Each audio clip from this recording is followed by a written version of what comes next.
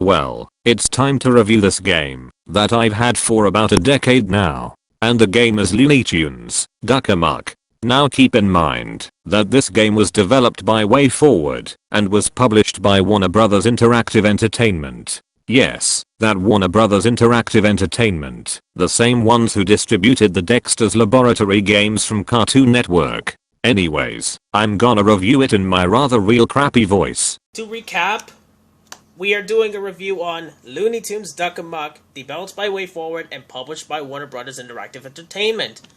And this is based off of an actual episode from the shorts of the Looney Tunes franchise. And it has the main character, Daffy Duck, apparently. But before we get into gameplay, I'd like to tell you a little story. I've had this game for about nearly a decade now, as much as I said that in my last review, which was pretty much on Dexter's Laboratory Disaster Strikes, that I've had that for about a decade. But to cut a long story short, I got this game from a friend of my mother's from the school that my mom used to go to, which I will not be naming for obvious reasons. But anyway, look at the bag. I know you can't see it because I have a really blurry tablet on me right now. But anyway, I'm gonna get into gameplay.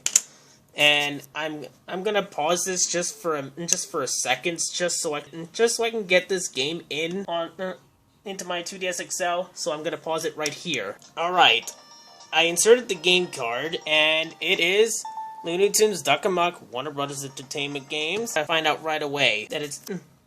You know what, let's just save that and just get to the point. Licensed by Nintendo, Warner Bros. Games, WayForward, Act Imagine... that's the same one for Kirby Superstar Ultra. But anyway, that's not the point. Just look at it.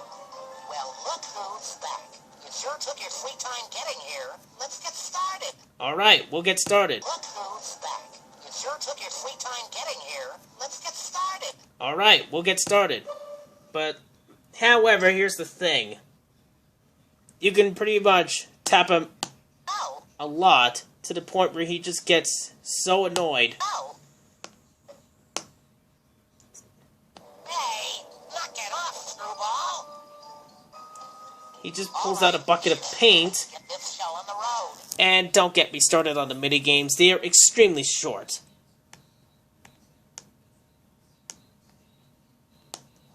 Wild West picture, eh? Now we're talking. The only way you can win is to intentionally lose. I don't know why, but it just seems... It seems like a really weird concept. All I can say is that... how can I simply put this? It's rather weird. You can put and draw it any way you want in this one. Now that's my speed.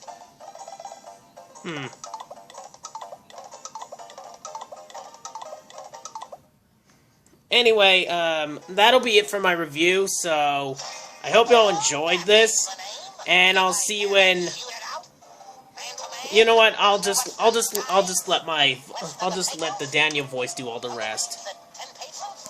Okay, so here are my final thoughts about the game in general. I give this game an average score of 6.5 out of 10, specifically for being an average game based off of the Looney Tunes short of the 1950s. There are some bad qualities about it though. For some reason, this game is short, and it takes less than an hour to complete. To specify, it takes around 8 to 20 minutes. Yeah, this game isn't that long in terms of gameplay. And the fact that Daffy will get annoyed easily when you constantly tap him 5 to 6 times simultaneously. And the mini games I've played back then ranged from bland to uninspiring and boring. And it makes Chuck E. Cheese's game room look like a fucking masterpiece in comparison. I also forgot to mention that this game also suffers from bad tap detection on emulators, making this game fucking unplayable on it. So overall, this game is actually pretty decent, so this game is in second place behind Dexter's Laboratory Disaster Strikes. And that will wrap up this review video. See you in my next video.